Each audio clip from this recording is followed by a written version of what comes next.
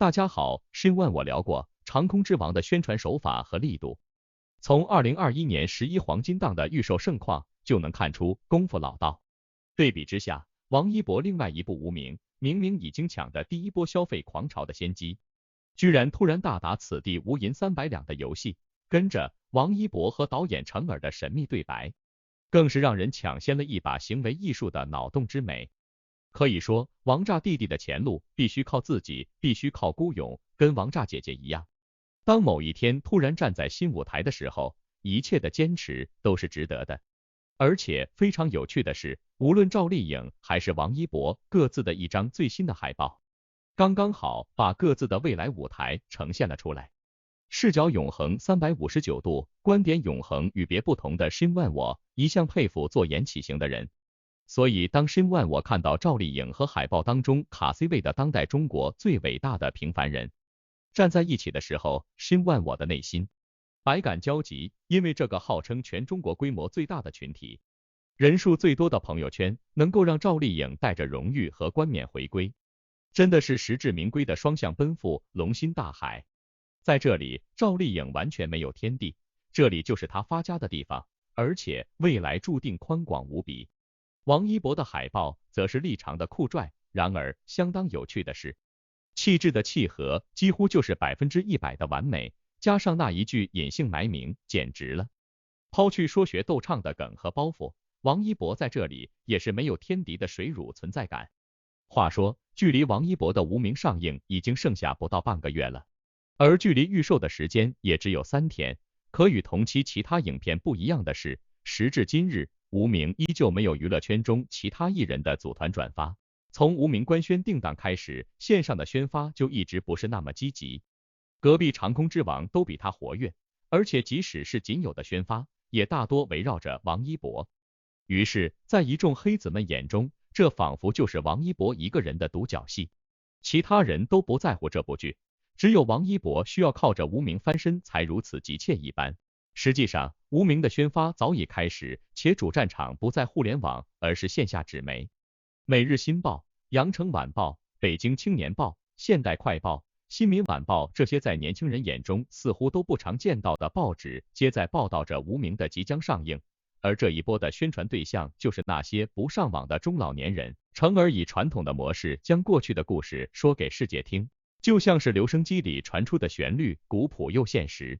纸媒面对的是更多社会群体，学习强国上无名的宣传面对的是在校大学生以及更多与政府工作搭边的工作者。互联网上的宣传以王一博为载体，则能更好的推广到善于网上冲浪者的眼中。无名的宣传是全方位的，每一个群体都能够有得知影片播出的消息。而令粉丝们耿耿于怀的，则是其他很多影片都有业内诸多艺人转发打 call。那评论区一溜串的支持之声，在无名中从无听到，只有本片电影演员和业内几个合作过王一博的导演制片转发过，好似业内其他艺人没有一个人支持无名一样。其实粉丝大可以脱敏，艺人转发实则是一场商业推广行为。在评论区转发的艺人也都是被邀请来的，自主转发的少之又少。如果王一博愿意，他待过的天天向上，他所在的乐华娱乐，他合作过的演员同事们为他转发一下并不难。可依着王一博的行事做派，他不可能去私信人家请他们为自己的电影做个宣传。而依着王一博的热度以及流量，他也不需要其他艺人的转发。而对于无名宣发，更多的是以王一博为主，其他演员的频率少之又少，那就更好理解了。王一博在无名剧组中的流量是最大的，以他为影片宣传出发点，是最容易被大众所看到以及感兴趣的，即使宣发的对象是影片其他演员。王一博的粉丝们本着宣传无名的出发点，那也一定会让王一博粉丝们攻占评论区，因为他们都是卯足了劲在宣传的。不可否认，王一博是需要一部影片来巩固他在电影圈的地位的。一整个2022年，他所有的工作都是拍电影，可至今无一部上映。无名的率先播出，这让无论是片方还是王一博方都格外重视。于是，程耳用自己的方式上纸媒、上学习强国进行宣传，力求让这些平时不上互联网的群体知道影片的上映，而互联网上以王一博为宣传对象，则能更好的助力无名破圈，如此其他人的推广都不需要了。所以先知先觉的询问我，真的也是笑到了中间，而不是最后。因为此地无银300两的玩法，在伯纳的手中玩出了不一样的感觉。好在王一博的摩托姐姐绝对不会留意、在乎和计较这种甲方偷梁换柱、省钱省力的线下功夫。视角永恒359度，观点永恒与别不同的询问我，只能说王一博有摩托姐姐真诚不二的全力支持，真好。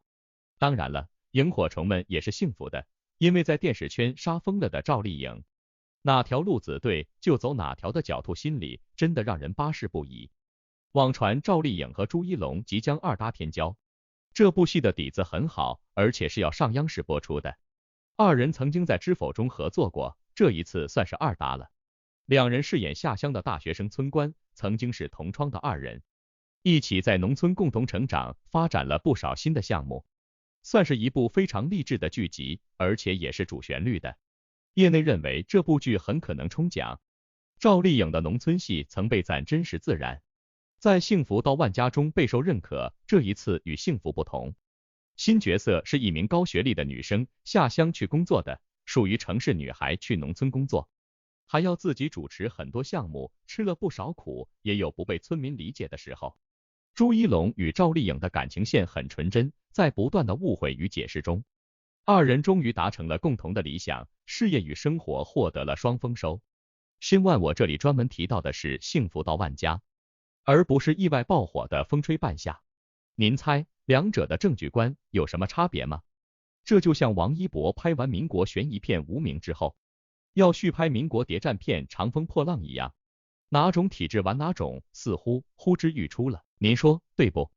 王一博最近陆续参加不少活动，不断进入电影宣传期的角色。之后王一博将进组拍民国的谍战片《长风破浪》。王一博饰演一名天才金融家，也是一名青年才俊，在银行工作后成为一名地下工作人员。李沁饰演他的恋人，还有一名老戏内饰演他的上级。这部谍战题材的电视剧班底相当好，王一博与李沁的合作确实挺新鲜的，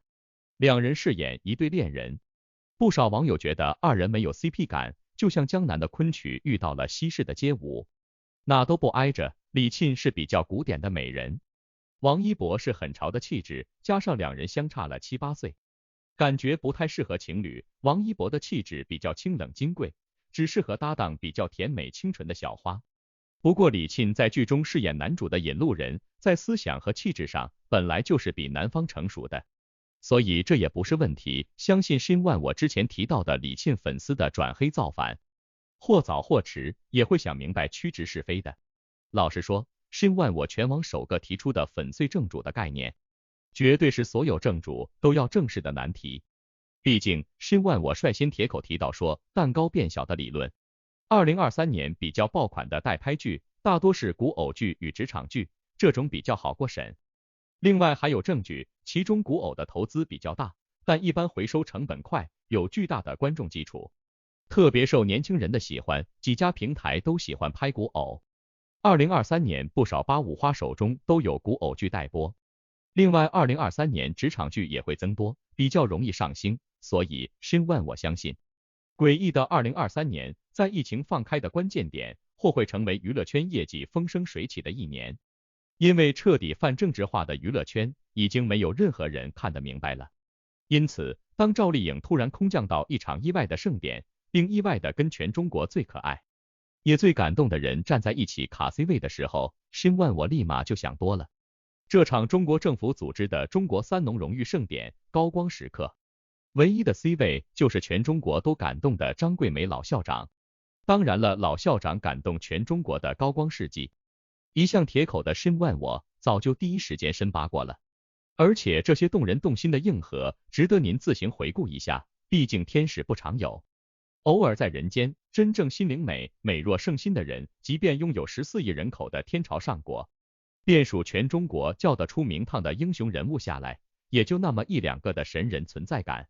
张桂梅算一个，更夸张的是，这位老校长居然还是一个完全不惜命的拼命三娘的化身。于是乎，跟拼命三娘赵丽颖一前一后的画面感，让申万我特别感动。后者的鬼聪明再次得到了盖章认证，而且还是国家层面和认同的那一种。说白了，赵丽颖的幸福到万家是赵丽颖成功空降盛典的惊喜敲门砖。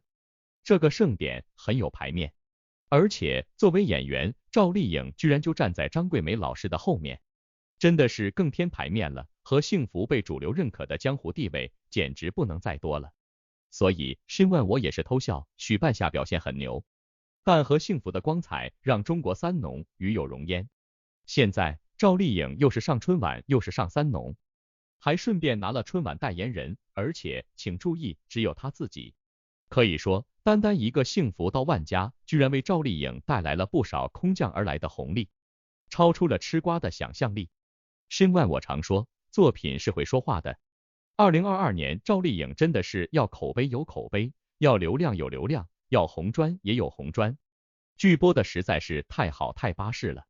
所以，王炸弟弟王一博代言人民警察的海报，一句隐姓埋名。为什么没把正装的陈晓摆出来呢？您看出来了没有呢？